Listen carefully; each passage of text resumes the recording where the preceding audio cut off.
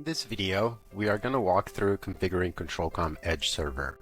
Please navigate to localhost 3041, or if you're on another machine on the network, you'll have to type in the machine's IP address, :3041.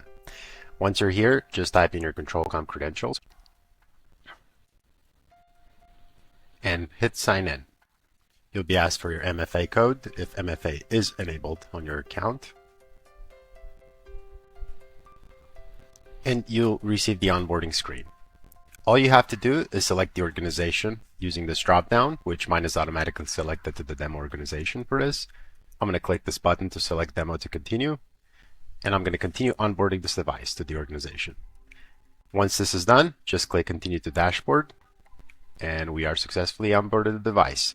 To check it, go to ControlCom Connect, navigate to Administration, Devices, and we can see our newly created device right here.